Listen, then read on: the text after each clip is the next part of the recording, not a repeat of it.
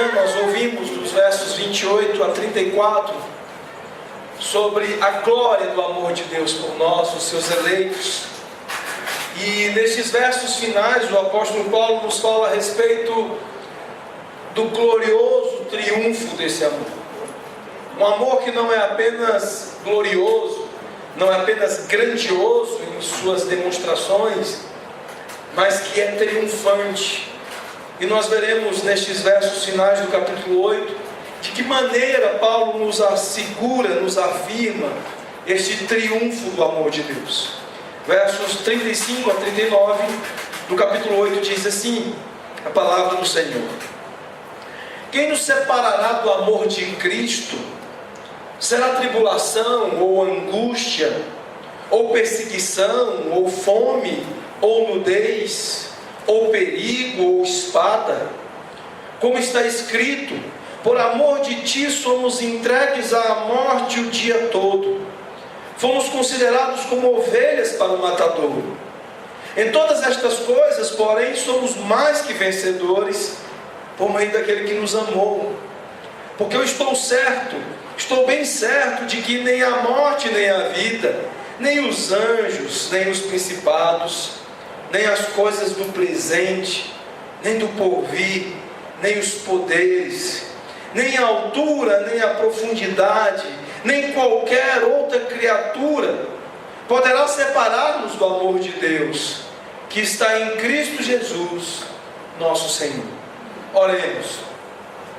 Senhor, nosso Deus e nosso Pai, Deus bendito, nós lemos a Tua palavra, Senhor. Palavra que é viva, que é inerrante. Palavra que, como foi a nossa instrução na escola dominical de hoje, é a autoridade do Senhor para as nossas vidas. É autorizada por Ti, ó Deus, como as Tuas palavras diretas aos nossos corações. Palavras que nos instruem. Palavra, ó Deus, que nos dá vida e nos mantém na vida.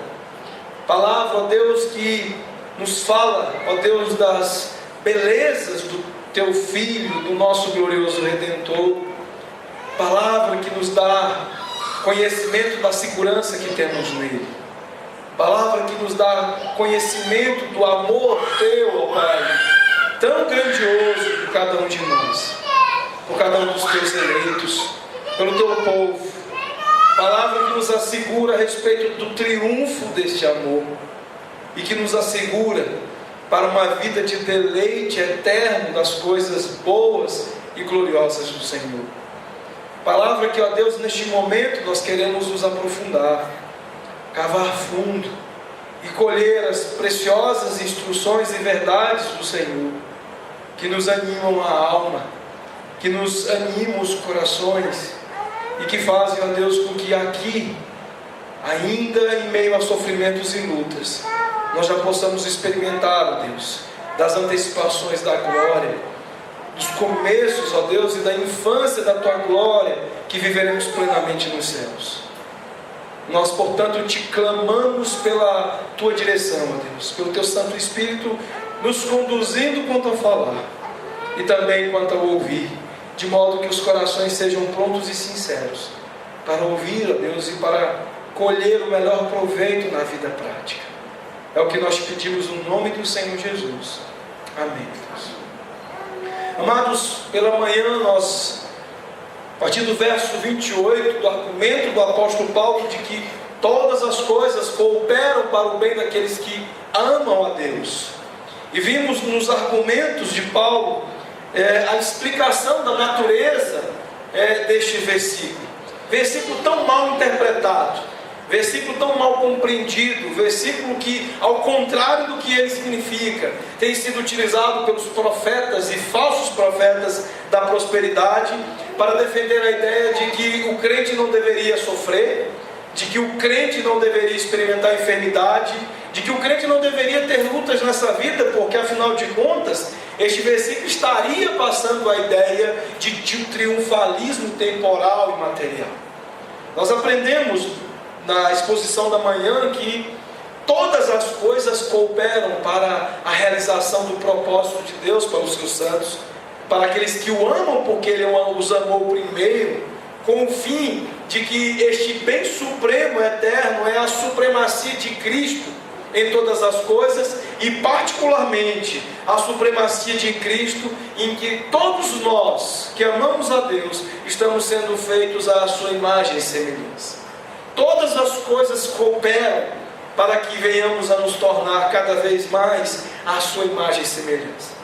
E Paulo, nos versículos seguintes, ele argumenta quanto a esta segurança, quanto ao fato de que este grande propósito é a nossa grande segurança, porque se a glória de Cristo é o objetivo da nossa própria salvação, então nós estamos certos da nossa salvação, porque estamos certos da glória de Cristo. Porque não há como separar a glória de Cristo da salvação de cada um dos seus eleitos, da certeza dela, do fato de que Deus conduzirá esta salvação até o final, o fato e a segurança que temos de que a origem da nossa salvação, a realização da nossa salvação e a conclusão da nossa salvação estão nas mãos de Deus. Ele é o condutor, o Senhor, a origem e a garantia de nossa salvação. E todas estas coisas, segundo o apóstolo Paulo, são a gloriosa expressão do seu amor pelo seu povo. Deus não se prova em grande amor pelo seu povo com coisas tão pequenas que os teólogos da prosperidade querem usar para fundamentar o amor de Deus, como um carro novo, ou um carro de grande marca, como um emprego de destaque, como riqueza que desse mundo não passa. Mas antes, o apóstolo Paulo expressa a glória do amor de Deus pelos seus santos, pela glória da salvação, pela glória do bem eterno que Ele concede a cada um dos seus eleitos. E a respeito das condições práticas, da segurança que esse amor nos confere, o apóstolo Paulo, no verso 31, começa uma série de perguntas retóricas para confortar, para consolar, para encorajar os santos da igreja de Roma. Irmãos que não eram teólogos, irmãos que não eram seminaristas, mas que eram pessoas simples, muitos deles incultos, e que estão aqui nesse texto sendo encorajados pelo apóstolo Paulo quanto ao fato de que, em meio a tantos sofrimentos, lutas, perseguições, oposições que os santos do Senhor recebem por conta do Evangelho, a maneira de se lidar, de se colher o grande benefício de todas essas lutas, e sermos feitos à imagem e semelhança de Cristo, é o ânimo que o amor de Deus e nos conceder tão grande privilégio nos provoca em nossos corações. Meus irmãos, nenhuma verdade vai transformar a sua vida mais do que o amor misericordioso de Deus por vocês em Cristo Jesus. E é sobre esta mensagem do apóstolo Paulo à igreja de Roma e a nós essa noite. O fato de que, na medida em que você entendeu, sentiu e viver diariamente com um profundo senso de sua realidade, fará com que você venha a ter vida de vitória contra a tentação e o pecado, de ser capaz de perseverar com alegria através do sofrimento, de lutas e adversidades e de tamanhas oposições que nós costumamos enfrentar por conta do Evangelho. É a apreensão correta do amor de Deus que nos faz sair em meio a todas essas coisas vitoriosos. Por conta disso, o apóstolo Paulo, então, ele diz que nós somos mais do que vencedores. Em todas as coisas, somos mais que vencedores por aquele que nos amou. Essa foi a compreensão que fez com que Jó fizesse a confissão que nós lemos no início desse culto. É exatamente esse o entendimento buscado pelo apóstolo Paulo, que o Espírito Santo, o próprio Deus, produziu no coração de Jó, atravessando tamanhas dores, duros sofrimentos, mas saindo deles com a gloriosa compreensão de que antes ele só conhecia de ouvir falar. Agora, de fato, em meio a tudo isso, ele tem uma compreensão verdadeira, profunda, a respeito da realidade do amor de Deus por nós. E é isso que nós precisamos. Nestas perguntas do apóstolo Paulo, ele diz aqui, Em primeiro lugar, conforme nós vimos na parte da manhã, o que diremos, pois, a respeito destas coisas? Ou seja, qual é a conclusão prática de se saber que Deus nos conduz em meio a todas as coisas, todas mesmos, para o cumprimento do propósito de fazermos a imagem e semelhança de Jesus Cristo? E ele continua com a segunda pergunta, dizendo: se Deus é por nós, quem será contra nós? Se Ele está nos conduzindo dessa forma, quem haverá de ir contra esse projeto de Deus? Já que a própria Escritura, já que o próprio texto bíblico nos confere a certeza de que nenhum dos planos de Deus podem ser frustrados, que cada um deles Ele leva a termo, Ele leva à sua execução. E então Paulo, ele retoricamente mais uma vez pergunta no verso 32: aquele que não poupou o seu próprio filho, mas o entregou por todos nós, como Ele também não nos dará todas as coisas? E em particular, todas as coisas que necessitamos para a vida piedosa, para a vida que atravessa com perseverança, com êxito, todo esse mar de sofrimento, de oposição, de adversidades que costumam ser a vida dos santos do Senhor. Como eu disse, o apóstolo Pedro, ele diz que o Senhor nos dá todos os meios para um proceder, para uma vida piedosa. É o próprio Senhor quem realiza em nós tanto querer quanto realizar, inclusive as condições para aprender corretamente a natureza de seu amor e os meios piedosos que envolvem uma resposta adequada a este amor. E no verso 33, Paulo lidou com a culpa, com a possibilidade da culpa, que é sem dúvida uma das grandes coisas e das coisas terríveis que consomem os cristãos, quando conscientes da sua condição diante do amor de Deus, de pessoas que não conseguem sequer responder adequadamente ao amor de Deus, dada a grande dificuldade que temos de cumprir o primeiro mandamento, que é o agrupamento dos primeiros 4 mandamentos, o de amar a Deus acima de todas as coisas, com todas as nossas forças, com toda a nossa mente, com tudo que temos. E então Paulo diz: quem tentará acusação contra os escolhidos de Deus? É Deus quem os justifica. Ninguém mais poderá condená-los, porque somente Deus os poderia condenar, e no entanto Deus os justificou. Mas Paulo continua dizendo que se é Deus quem o justifica, quem é que o condena? Quem poderia condenar os eleitos de Deus se Deus os justificou? O diabo, este mesmo que já está encerrado em condenação, em derrota, e será definitivamente lançado na condenação final pelo próprio Deus? Ele? E agora Paulo então chega às 2 últimas de suas perguntas retóricas. No verso 35, na parte A, ele diz, para reforçarmos ainda mais a respeito da possibilidade da culpa: quem nos separará do amor de Cristo? Quem?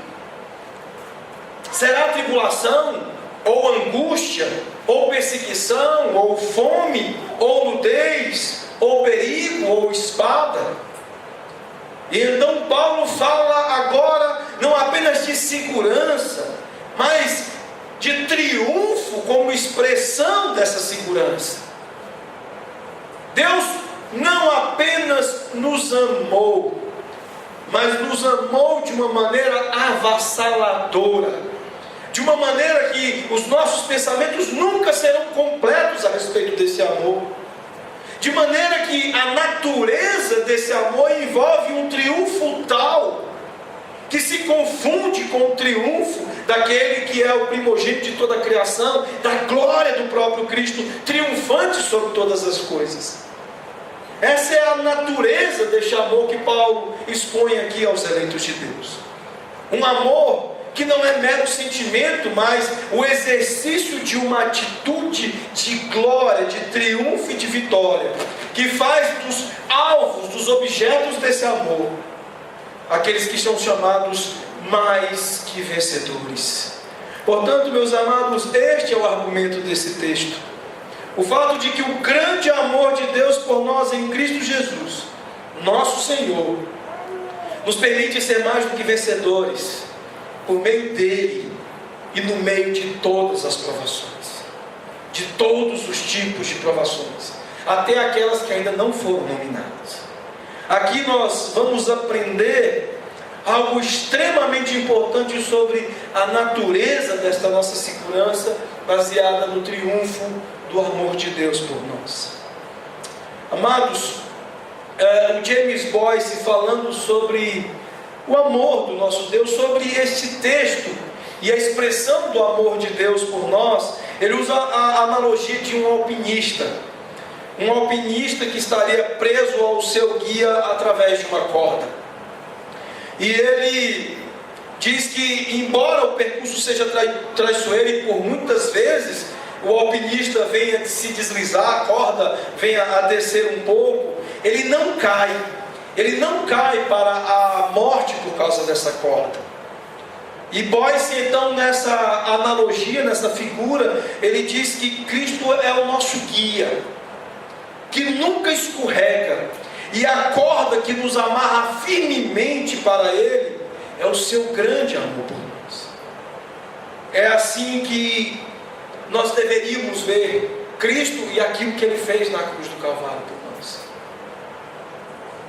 A grande segurança das nossas almas, aquilo que deveria orientar os nossos olhos, os nossos julgamentos diante de todas as situações por que passamos na vida, é o fato de que estamos presos a um guia e por uma corda que não se pode romper, que por mais que hajam alguns tipos de solavancos, de balanços, de deslizes durante a subida, esse é o tipo de corda que não se rompe, e este é o tipo de guia que não perde aquele a quem conduz.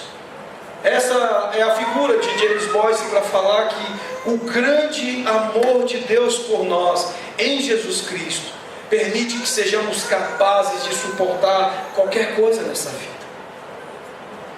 Ninguém tem o couro mais grosso do que um cristão, e não porque ele seja, por seus próprios méritos, desenvolvido ao ponto de ter este couro grosso para suportar pancadas, lapadas mais duras que a vida possa oferecer.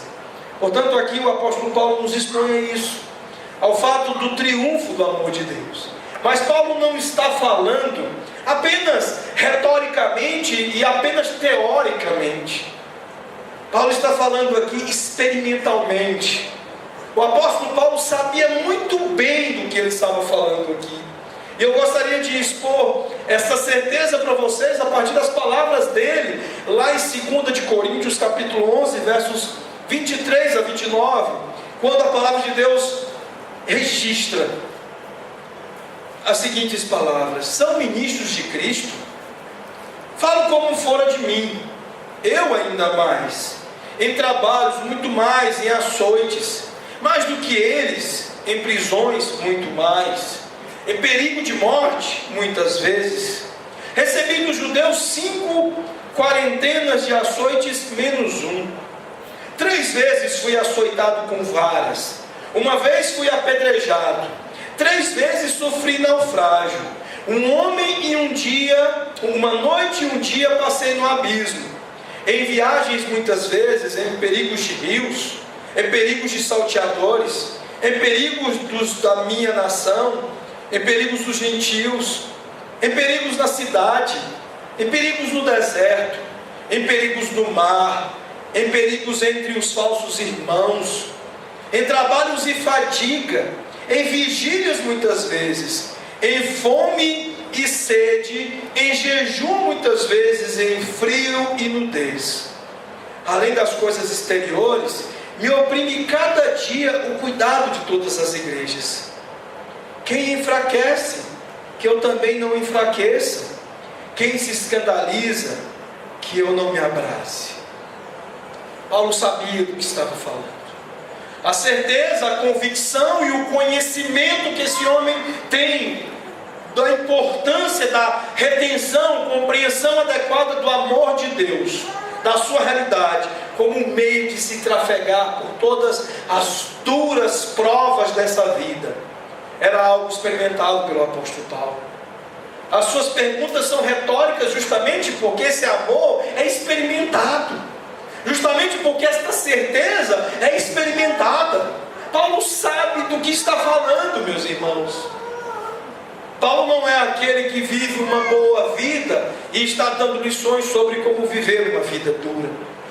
Paulo é aquele que experimentou todos os aspectos possíveis da vida, das provas e das duras provas da vida daquele que vive pelo Evangelho. E ele, ao fazer isso e ao nos advertir aqui, ele está calando a boca dos falsos profetas da prosperidade. Ele diz: são ministros de Cristo, então conscientizem-se da realidade de vocês, da dura vida que espera cada um de vocês. Meus irmãos, em nenhum lugar a Escritura diz que o povo de Deus haverá de passar por esta vida sem sofrimentos, sem lutas, sem batalhas, sem oposições. O próprio apóstolo Paulo, ele nos adverte dizendo que a quem quer viver piedosamente haverão de ser perseguidos. Portanto, o fato do sofrimento, das provações, é algo inafastável. Eu não tenho que ficar aqui tentando fazer malabarismo, tentando estabelecer tragédias hermenêuticas e exegéticas para negar o óbvio para vocês, negar o fato de que vocês vão sofrer. Vocês são chamados a uma santa vocação que envolve um enorme privilégio, que é o de partilhar dos sofrimentos de Cristo, que é de partilhar o sofrimento de experimentar o ódio deste mundo ao Senhor, sendo também odiados. Nós estamos vivendo uma destas expressões deste momento.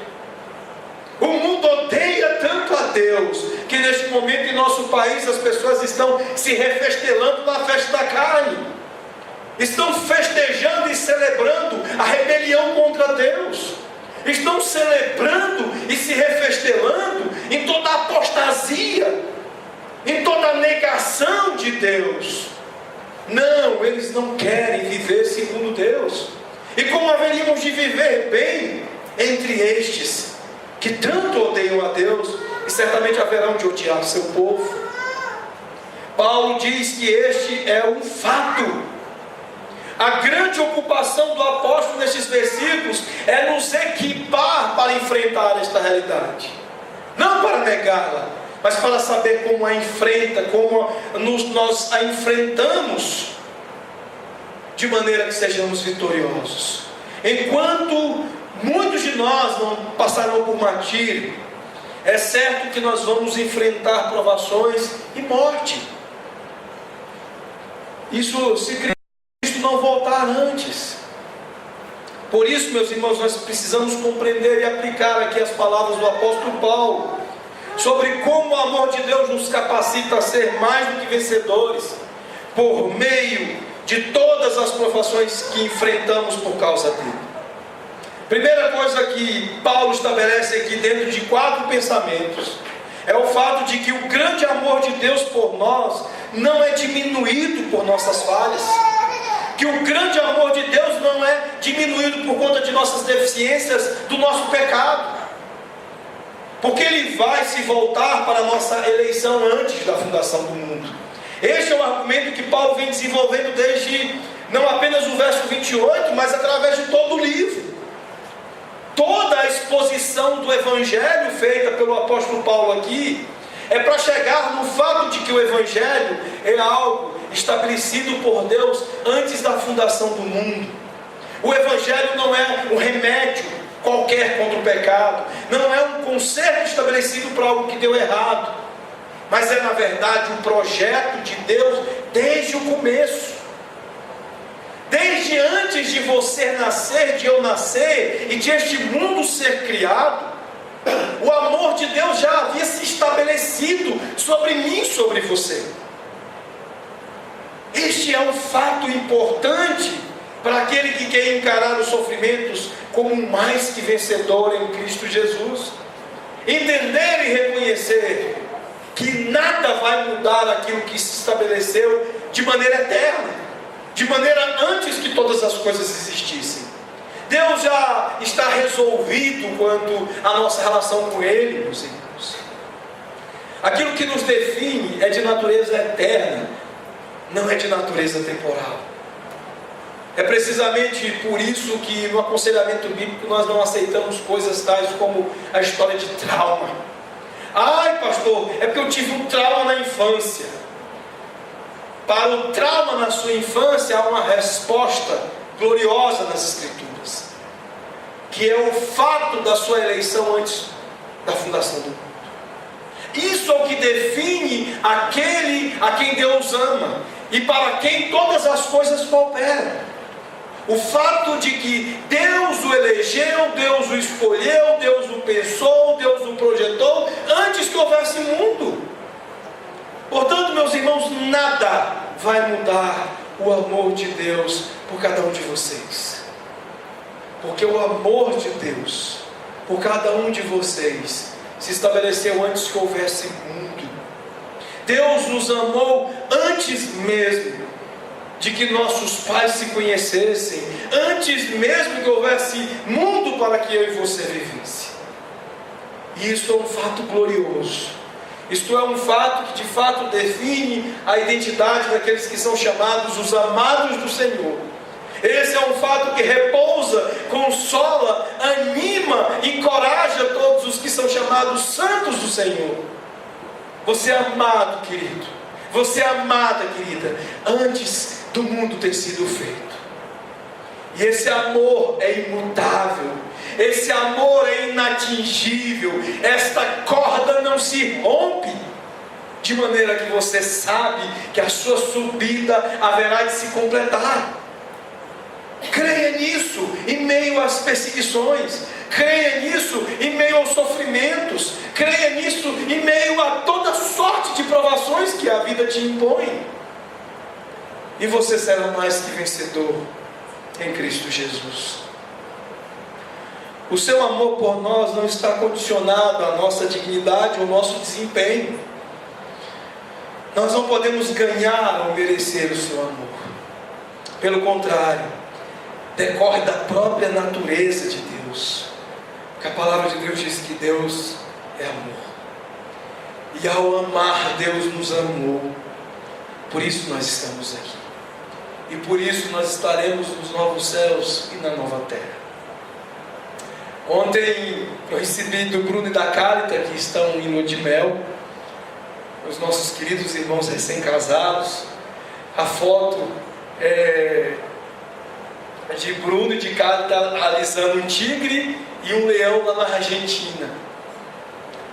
E o Bruno escreveu na legendazinha no envio pelo WhatsApp: pastor, vislumbre dos novos céus e nova terra.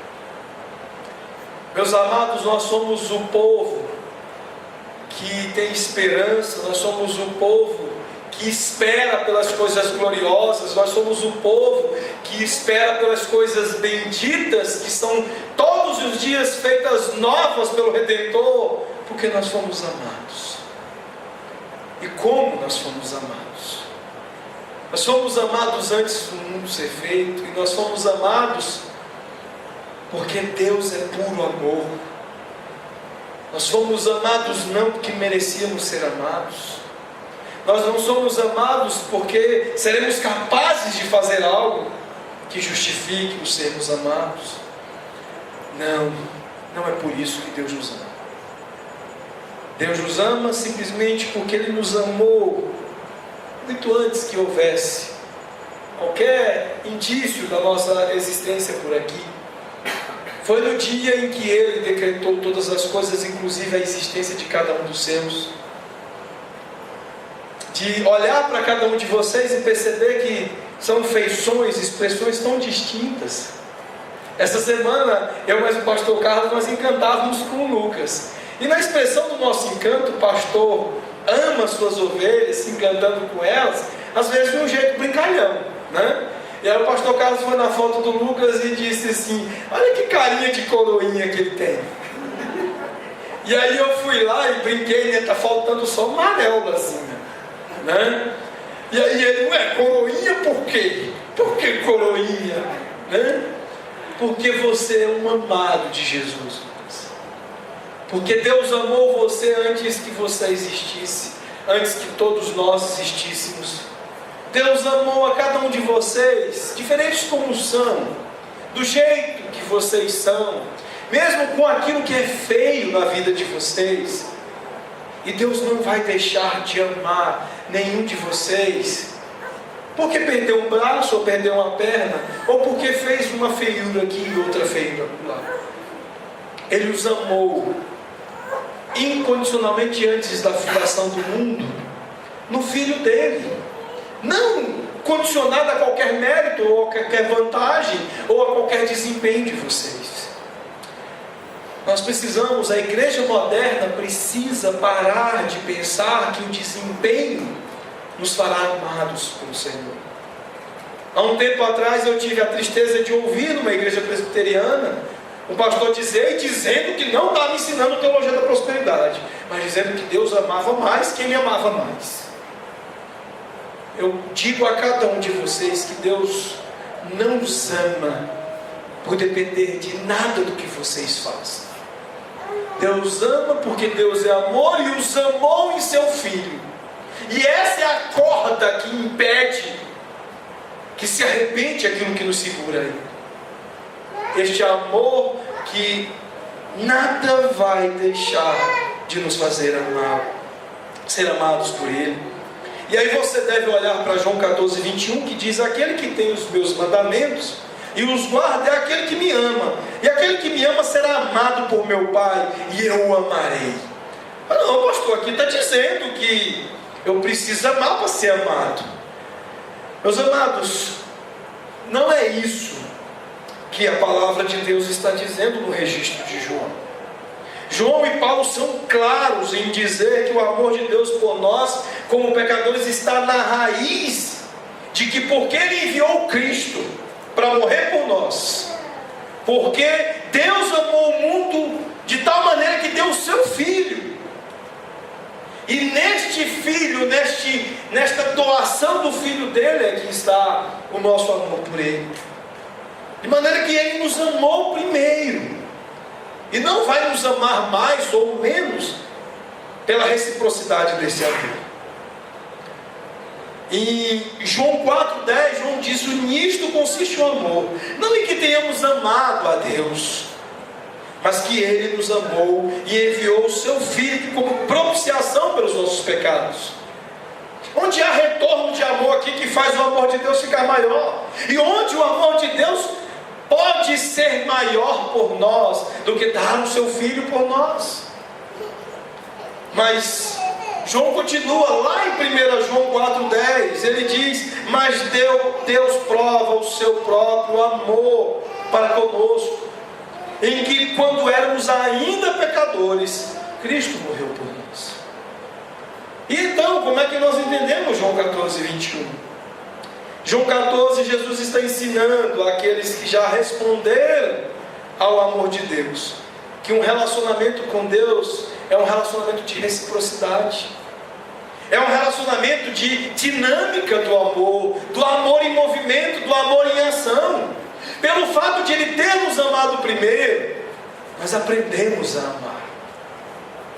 E esse amor vai continuar de maneira que o Pai ama o Filho, assim como intratinitariamente a Trindade se ama. Nós também somos amados do Pai, amados do Filho, amados do Espírito, e nós os amamos. Isso é um fato seguro nas nossas vidas. O que nós precisamos é aprender a praticar. Vocês pela manhã ouviram da expressão de Isaac Watts: diante de tão grande amor, o que me resta, o que me impulsiona, a minha vida toda é tua, tudo em mim é teu. Nós temos cantado um cântico aqui da Sovereign Grace, do Bob Calvin, chamado Cristo é tudo em mim.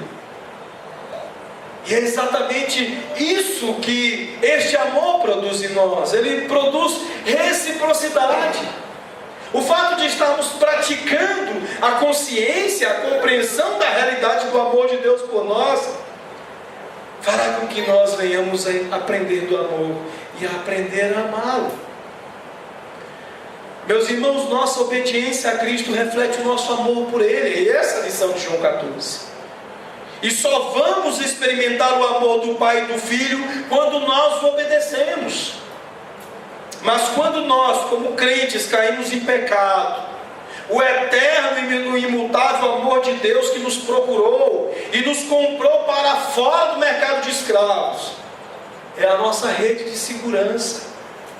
Você sabe por quê? Pelo mesmo motivo que, imperfeitamente comparando, é lógico que os nossos filhos estão seguros debaixo do nosso amor, dos nossos cuidados paternais e maternais. Porque nós corrigimos os nossos filhos. Porque quando a Ana Clara deixa de fazer a tarefa, ela não deixa de ser amada. Mas justamente por ser amada, ela será disciplinada. O que a palavra de Deus precisamente nos ensina a respeito de como é que o amor de Deus age quando nós pecamos. E a palavra de Deus diz que Deus disciplina a quem ama. Do mesmo modo, nós como pais e mães não saímos por aí disciplinando estranhos, disciplinando aqueles com os quais não temos relação. Antes disciplinamos aqueles que amamos, porque nós aprendemos isso do amor do Pai. Nós somos melhores pais e nós somos melhores mães quando nós somos como o Pai. O nosso Deus, o Pai Celestial, é conosco. E aqui Paulo está nos ensinando nestes versículos todos que o amor de Deus não muda, não é afetado e não é diminuído por conta das nossas falhas, das nossas deficiências, dos nossos pecados. Antes haverá sim uma intensa reciprocidade de amor no exercício dele, do Pai, não apenas em nos ensinar a amar, e nos amar ainda mais quando pecamos, no sentido de que Ele nos corrige, nos disciplina, para que venhamos a viver uma vida compatível com aqueles que amam o Senhor Jesus Cristo. Portanto, este é o primeiro ponto importante, em meio a todos os sofrimentos, dificuldades, lutas, oposições que nós passamos na vida. Primeira lição importante: não se esqueça, nada vai diminuir o amor de Deus por você, inclusive os seus pecados, inclusive a sua falha, o seu erro. Você deveria se assombrar com o fato de que a Bíblia diz que Davi era um homem segundo o coração de Deus. E um homem que, segundo o coração de Deus, cometeu tão grave pecado, tão terrível pecado. Pois se o amor de Deus não diminuiu para Davi, ao ponto de que Deus o disciplinou, Deus o corrigiu, Deus o realinhou segundo o seu caminho, e Davi pôde experimentar do fato de que a corda não se arrebenta, nós também podemos viver segundo a mesma certeza e o mesmo conforto. Este é um valor prático da doutrina da eleição. Só nós, os calvinistas, podemos afirmar com tanta certeza, com tanta alegria, com tanta convicção, este conforto que Paulo nos ensina aqui. Porque nós não somos da turma da margarida, nós somos da tulipe. Nós cremos no fato de que fomos eleitos do Senhor desde antes de o mundo ser mundo. E somente nós podemos entender que este é um valor muito prático da eleição. Quão grande segurança é ser um eleito de Deus. Porque sendo um eleito de Deus, eu sou um amado de Deus, de modo irreversível, de modo que isso jamais diminui, se altera ou se afeta. Já os arminianos, que negam a doutrina da eleição, farão a prática da margarida, do bem me quer, mal me quer. Um dia eu estou amando a Deus, outro dia eu não estou amando a Deus. E do mesmo modo, um dia Deus está me amando, outro dia Deus não está me amando.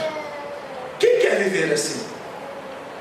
Uma vez que é fato nas Escrituras essa doutrina gloriosa, e que traz esse consolo, esse conforto tão prático, eu creio que nenhum de vocês quer deixar de ser um amado do Pai, de maneira que a corda não se arrebenta, de maneira que não existe essa de arrancar pétalazinha e de manter pétalazinha, mas pelo fato de que vocês foram amados antes da fundação do mundo. E são todos os dias e todos os momentos da vida de vocês. Mas em segundo lugar, o apóstolo Paulo fala que o grande amor de Deus por nós não é ameaçado ou prejudicado por todos os tipos de adversidade, incluindo o martírio. Nem mesmo a morte, a espada, poderá nos separar do amor de Deus, diz o apóstolo Paulo. O verso 35 diz aí: quem nos separará do amor de Cristo? Será tribulação, ou angústia, ou perseguição, ou fome, ou nudez, ou perigo, ou espada? Nenhuma destas coisas podem separar vocês do amor do nosso Senhor. O verso 35 pressupõe que há inimigos que tentarão nos separar do amor de Cristo. Paulo, ele torna pessoal todas essas coisas. Ele personifica estas provas, ele as enumera como inimigos que podem tentar nos separar de Cristo, mas não conseguirão. Assim como Satanás, meus irmãos, fez com Jó, ele usa provações terríveis para tentar levar-nos a duvidar do amor de Deus. Mas Paulo está mostrando que não importa quão difícil seja a prova, a tentação, até o martírio, o amor de Deus por nós é uma fundação sólida. Nada a abala. Para muita gente, o amor de Deus tem sido como uma edificação, uma fundação feita pelo Sérgio Laia, Roberto. Aqueles prédios podres que viviam rachando e caindo, muitos lá no Rio de Janeiro, né, William? Mas não são como as construções de Sérgio Laia. O amor de Deus é uma fundação sólida. Seja qual for a prova, seja qual for a luta que tivermos que enfrentar aqui, não pelos sentimentos, mas pela fé, pela confiança em Cristo Jesus, por esse que é o nosso guia, e pela corda que não se arrebenta, temos de voltarmos para essa corda sempre, e então seremos mais que vencedores.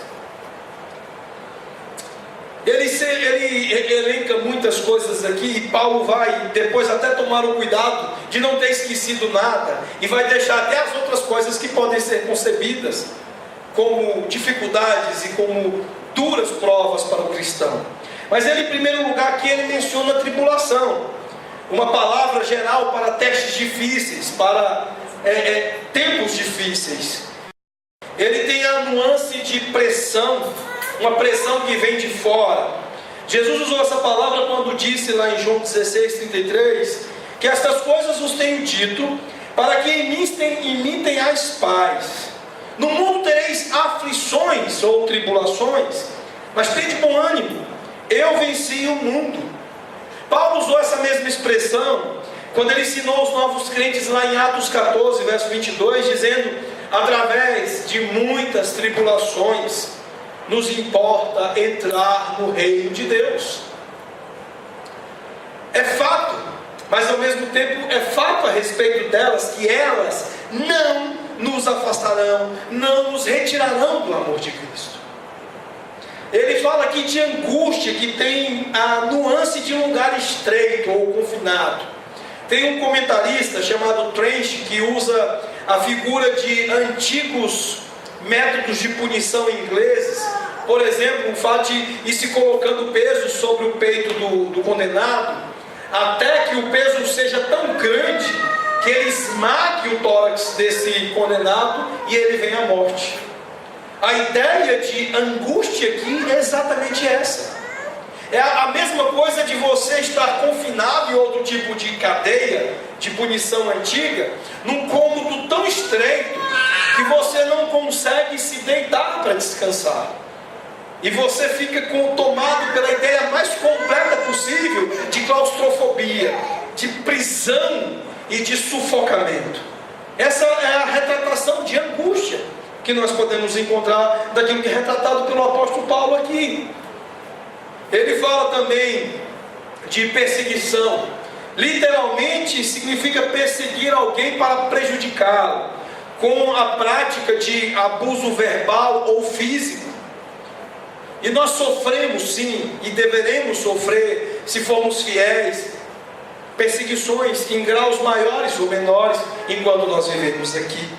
Em Mateus 5, 11 e 12, Jesus diz que bem-aventurados sois quando vos injuriarem e perseguirem, e mentindo disserem todo o mal contra vós por minha causa. Alegrai-vos e exultai, porque vosso galardão nos céus é grande, pois da mesma forma perseguiram os profetas que foram antes de vós. A alegria na perseguição, porque é a expressão de fidelidade. O fato de não nos calarmos diante daqueles que se opõem ao Evangelho, se opõem à verdade. O apóstolo Paulo diz que até falsos crentes, falsos cristãos, lhe foram por grande perseguição e por grande prejuízo. Fora os inimigos declarados do cristianismo, que nós conhecemos, que existem aos montes. O apóstolo Paulo, em 2 Timóteo 3,12, ele prometeu que se nós vivêssemos piedosamente, nós seríamos perseguidos. Portanto, se você não está sofrendo algum tipo de objeção ao tipo de cristianismo que você pratica, examine o seu coração, examine a sua prática, examine a maneira sua de expressar a verdade. Há alguma coisa errada aí, a conta não está fechando. Portanto, meus irmãos, enquanto Deus até agora poupou a maioria de nós de sermos vítimas de perseguição física, por conta da nossa fé, por conta do Evangelho, não é assim com milhares de nossos irmãos e de nossas irmãs. Em outros países eles estão sendo torturados e mortos pela sua fé. E nós certamente podemos experimentar, se não a física, no mínimo a perseguição verbal, o assédio moral, pelo fato de defendermos a verdade. Eu creio que neste auditório, todos aqueles que já foram firmes, claros, honestos em defender a verdade, já foram perseguidos no mínimo verbalmente. Ele diz aqui também que nem a fome e nem a nudez, apontando para a extrema pobreza e para a extrema privação. Em alguns países, ser cristão significa ser exatamente isso: extremamente pobre, excluído de todas as coisas, excluído do trabalho, da possibilidade do trabalho, de tudo aquilo que possa fazer nos alimentar decentemente e dignamente a nossa família. Muitos cristãos, por assumirem a sua fé, pagam este preço caro de assumirem vidas miseráveis, pobres. Muitos de nós, ministros da palavra, ao abraçarem a vocação missionária, ao serem chamados por Deus para uma vida missionária, passam e experimentam pobrezas extremas. O fato, meus irmãos, é que nem isso haverá de nos afastar do amor de Cristo. Paulo, ele também menciona perigo, e lá no texto que nós lemos em sua declaração sobre os muitos perigos que ele passou, perigos ambientais, perigos que ele sofreu por conta do tipo de lugar que ele estava. Ele mencionou 3 naufrágios. Ele mencionou perigo em passar por terrenos gentios, em perigos por andar entre judeus. E nós também haveremos de sofrer perigos de toda sorte. Em alguns momentos, em algumas circunstâncias, nós estaremos sofrendo perigos às vezes desconhecidos, mas nem isso haverá de nos separar do amor de Cristo. Meus irmãos, assim não é correto pensar que porque você é um filho de Deus, Ele irá protegê-lo dos sofrimentos. O fato é que Paulo está nos ensinando que você, passando por qualquer tipo de prova, será protegido quanto à sua fé, quanto à corda que lhe segura a Cristo Jesus, o próprio amor de Deus, que não se rompe. Portanto, a promessa de Paulo é de que nós venceremos o sofrimento e não de que não passaremos por ele. Em seu propósito soberano, Deus muitas vezes permite que seus servos fiéis sejam perseguidos até a morte.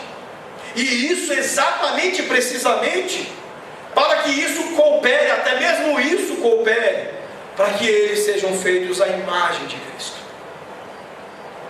Lembram da instrução de hoje pela manhã? Cuidado quando você tenta aplicar: se Deus é por nós, quem será contra nós? Em querer fazer daquele que obstinadamente se levanta contra você como representante do capeta, enquanto você é o representante do diabo. Porque muitas vezes esses sofrimentos, eles são justamente para que nós venhamos a perceber aquelas áreas cegas, aquelas coisas que nós não percebemos que são os pecados que precisam ser tratados em nossos corações. Quantas vezes a perseguição serve não apenas como mera oposição ao Evangelho, mas para nos humilhar a inteligência, para nos humilhar o nosso conhecimento, para humilhar a nossa pregação, de maneira que venha a ocorrer um ajuste e nós venhamos a expressar a verdade de maneira mais condizente com Cristo e não com o nosso próprio pecado. De maneira que sejamos, por exemplo, mais mansos, humildes nas nossas abordagens. Quanto Deus já levantou de perseguição contra mim? E a questão não era de eu ser por Deus e o outro ser pelo diabo, mas era simplesmente o Senhor usando, às vezes da inveja, às vezes do ciúme, às vezes do próprio orgulho e da obstinação do outro, para que eu me tornasse mais semelhante com Jesus, para que eu fosse mais humilhado, de maneira que fosse menos orgulhoso e menos arrogante. Você entende isso, o quanto estas coisas não serão afastadas, mas que também o amor de Deus não nos será afastado por nenhuma delas. É isso que Paulo está nos ensinando aqui. E ele termina, não bastando essa lista do verso 35, ele termina lá no verso 38 e 39, ele diz o seguinte: porque eu estou bem certo que nem a morte, nem a vida, nem os anjos, nem os principados, nem as coisas do presente, nem do porvir, nem os poderes, nem a altura, nem a profundidade, nem qualquer outra criatura poderá separar-nos do amor de Deus, que está em Cristo Jesus, nosso Senhor. Ou seja, nada. Até aquilo, outras criaturas, outras coisas que você possa nominar, nada disso te separará do amor de Deus. É isso que Paulo está nos ensinando aqui. Quando ele diz que nem a morte nem a vida pode nos separar do amor de Deus, muitas vezes você deve pensar assim: poxa, a morte eu entendo, mas como assim a vida me separar do amor de Deus? Meus irmãos, a vida pode ser mais perigosa do que a morte. Grave isso. A vida, as ocupações, as distrações desse mundo podem nos ser mais perigosos do que a morte. Quantas pessoas são facilmente sujeitas pelas coisas da vida, quanto ao amor de Deus, quanto a amarem e se envolverem com Deus. Na parábola do semeador, lá em Lucas 8, verso 14, Jesus identifica o terreno espinhoso com as preocupações e riquezas e deleites da vida, que sufocam a palavra para que não dê o seu fruto. Paulo, ele lamenta a deserção de Demas, que amou o presente século, lá em 2 Timóteo 4,10. E Charles Spurgeon, comentando isso, ele diz que eu não tenho medo de morrer, eu tenho medo de pecar, que é 10 vezes pior do que a morte. Quantos crentes estão entendendo isso? Crentes que deixam de vir à igreja por causa de televisão, por causa de cama, por causa dos deleites dessa vida. Quantos crentes negligenciam o dia do Senhor, negligenciam mandamentos do Senhor, porque não entendem o quanto a vida pode ser mais perigosa do que a morte. Meus irmãos, eu estou com Spurgeon. Eu não tenho medo de morrer, eu tenho medo de pecar. Eu tenho medo de amar as coisas deste mundo, desta vida, as distrações desta vida, mais do que as coisas de Deus. Como é terrível o quanto a vida é perigosa, o quanto a sedução da vida, da riqueza, das coisas deste mundo podem nos atrapalhar na nossa caminhada com Deus. Mas o fato é que Paulo diz: nem a vida com as suas distrações irão nos separar do amor de Deus, nem as seduções da vida os deleites da riqueza poderão nos separar do amor de Deus. A vida não pode de forma permanente nos separar do amor de Deus. Você poderá ficar seduzido por esta vida, pelo bem bom, por muitas coisas durante um tempo, mas não permanentemente. O amor de Deus vai falar mais alto. Isso não poderá separar de você dele. Em seguida, Paulo menciona que nem anjos e nem principados. Aqui alguns estudiosos argumentam que seriam os anjos caídos. Eu fico com alguns intérpretes, com alguns comentaristas que dizem que aqui Paulo está usando de uma figura retórica, que Paulo está usando de uma forma de argumentação, a mesma que ele usou lá em Gálatas 1:9, quando ele diz que mesmo que um anjo desça do céu e vos pregue outro evangelho, que seja maldito. Ali Paulo não está dizendo que o anjo vai descer e vai pregar outro evangelho. Ele está dizendo, numa força de expressão, que mesmo que houvesse isso. Aqui eu entendo que Paulo não está dizendo que anjos vão descer para cá e vão ficar nos tentando afastar do amor de Deus. Que anjos vão ficar se ocupando de tentar afastar, mesmo os caídos, o Lucas do amor de Deus. Paulo está apenas estabelecendo contrastes extremos para mostrar que nada pode nos separar do amor de Deus. Lá em Gálatas 1 ele fez isso, para estabelecer uma situação hipotética extrema para fazer a sua argumentação, para fazer o seu ponto. Portanto, esses extremos estabelecidos por ele, como por exemplo, nem altura, nem profundidade, é para dizer exatamente a conclusão do argumento dele de que nada poderá nos afastar do amor de Deus. Nem presente, nem futuro. Nada, nem circunstâncias atuais, nem coisas que haverão de vir, nem as coisas presentes, nada poderão nos afastar do amor de Deus. Não importa o quão alto ou baixo você vai, você não pode fugir do amor de Deus. Essa é a mesma lição do Salmo 139, quando o salmista diz exatamente isso, que este amor está em toda parte, que lá no mais profundo abismo, Deus está conosco. Portanto, então, Paulo deixa isso muito claro, que nem qualquer outra coisa criada, nada poderá nos afastar do amor de Deus. Então, como é que nós podemos realmente saber que estas provações terríveis não podem nos separar do amor de Deus de maneira pessoal, particular? Nós vemos que é um fato, uma promessa para os eleitos de Deus. Mas como é que isso se torna pessoal? Isso se torna particular? O verso 37 estabelece esse ponto. Em todas estas coisas somos mais que vencedores por meio daquele que nos amou. Meus irmãos, este é um fato e uma segurança pessoal.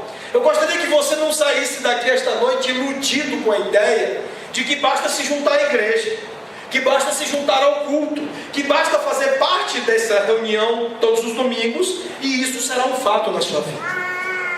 Aqui Paulo está deixando muito claro de que há uma relação entre a cruz, entre a obra do Senhor Jesus Cristo e essa segurança. A obra realizada pelo Senhor Jesus Cristo, que nós cantamos agora há pouco, é uma obra substitutiva, vicária. Deus tomou o seu lugar de maneira particular, o meu lugar de maneira particular. Ele esteve no nosso lugar como expressão desse amor. Deus não nos ama por amar a Igreja Presbiteriana do Brasil. Deus não ama os seus eleitos por eles serem partes da Igreja Presbiteriana Aliança. Mas Deus os amou de maneira pessoal, de maneira que Cristo tomou o lugar de cada um dos seus eleitos na cruz do Calvário. Ele estava lá por cada um dos meus pecados, por cada um dos seus pecados. Ele recebeu a pena, não apenas coletiva, mas individual de cada um de nós. Portanto, esta é uma certeza que é conferida para aqueles que de fato têm consciência de que Cristo morreu em seu lugar. Você tem esse tipo de relacionamento com o Redentor. É essa a natureza da relação que você tem com Jesus Cristo. O diabo odeia quando nós usamos do Evangelho no tempo passado.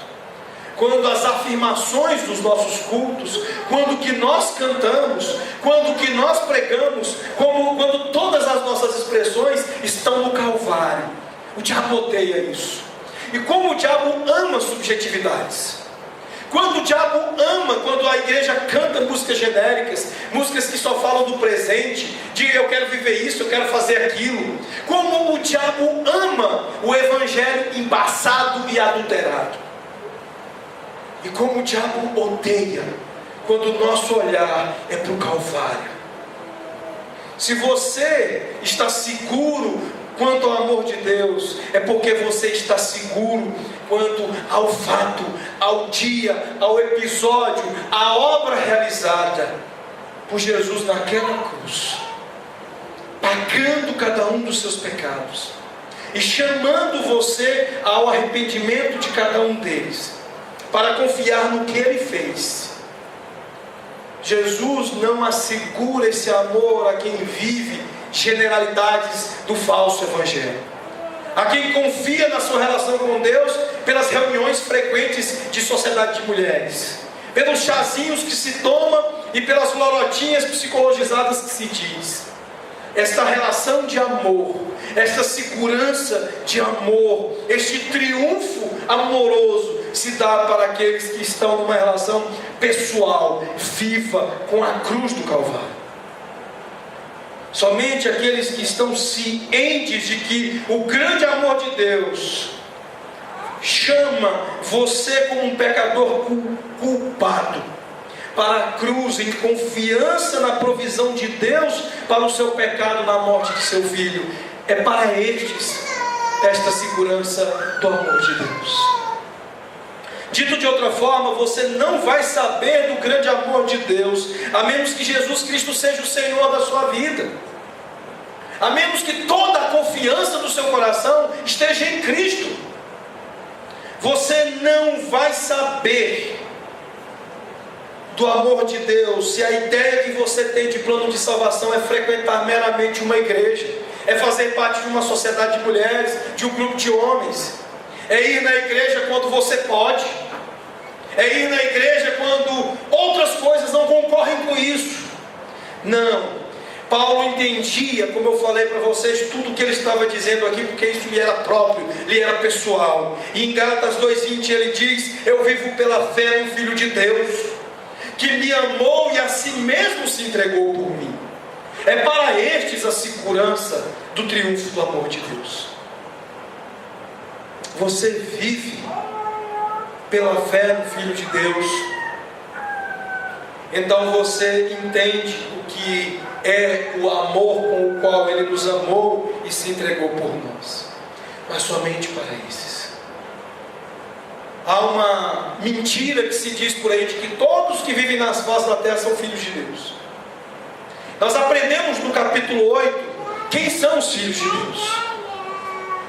O contraste estabelecido em Romanos 8 entre crentes e não crentes estabelece o fato de que crentes vivem segundo o Espírito e os não crentes vivem segundo a carne. E somente esses que vivem segundo o Espírito, vivendo pela fé no Filho de Deus, podem de fato entender e dizerem-se amados do Pai. Portanto, meus irmãos, essas são verdades importantes para nós superarmos todas as lutas, sofrimentos e provações de que experimentamos nessa vida. E nós concluímos com o fato de que o grande amor de Deus por nós será consumado no céu. Mas nós devemos experimentar agora como base para a vitória de que precisamos em meio a tantos sofrimentos e a tantas lutas. Paulo diz aqui: mas em todas as coisas somos mais do que vencedores por aquele que nos amou. Ao longo da eternidade nós vamos descobrir a suprema riqueza da sua graça e bondade para conosco em Cristo Jesus. É o que diz Efésios 2:7. Mas começamos a saborear a sua graça e o seu amor agora através da cruz. E na medida em que sabemos que o amor de Cristo na cruz agora é um fato nas nossas vidas, nós só podemos perseverar através dos sofrimentos, esmagadoramente conquistar cada vitória sobre cada situação difícil, saboreando isso como um deleite da graça de Deus. Lembre-se que John Piper diz que nós estamos mais certos de estarmos glorificando a Deus, nos alegrando nele, quando nós estamos mais satisfeitos nele. Que nós possamos nos saturar do Evangelho da cruz, nos saturar da vida no Filho de Deus, e assim provar da consciência do amor de Deus, na mesma medida que Jó expressou na sua confissão. Meus irmãos, o pior de todos os males é uma aflição desperdiçada, e todas elas são desperdiçadas a menos que elas nos ensinem mais a realidade e a bem-aventurança do amor de Cristo para nós.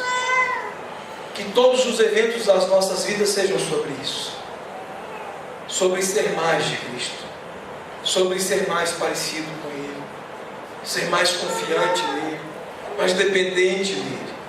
E cada uma dessas experiências será uma experimentação mais intensa da realidade do amor de Deus. Mas Martin Lloyd Jones escreveu que, de fato, nosso principal defeito como cristãos é que não conseguimos perceber o amor de Cristo por nós. E ele acrescentou que como é importante que devemos meditar sobre este amor e contemplá-lo. É porque deixamos de fazer que nós tendemos a pensar às vezes que ele se esqueceu de nós, ou que ele nos deixou. Eu deixo para vocês 3 sugestões que podem ajudá-los a diariamente alcançar uma realidade melhor a respeito, uma compreensão melhor a respeito dessa realidade. Em primeiro lugar, medite muitas vezes na cruz, onde Deus demonstrou o seu próprio amor para conosco, em que, quando éramos ainda pecadores, Cristo morreu por nós. Em segundo lugar, leia a Bíblia, especialmente os Salmos, para ver como os santos de Deus processavam suas provações através da grade do amor de Deus. Nós temos muito a aprender com a teologia do lamento, aprender a sofrer na presença de Deus. E finalmente leia biografias cristãs, especialmente as biografias missionárias, para ver como o próprio povo de Deus tem mais do que conquistado pelo amor de Cristo, como eles sofreram por causa do Evangelho. E aí então nós vamos entender com eles como é que se é mais que vencedor por aquele que nos amou. É assim que nós nos assentaremos neste momento a esta mesa, olhando para a cruz, conscientes da cruz e da sua natureza, e do fato de que nada poderá nos afastar, nos separar do amor de Deus.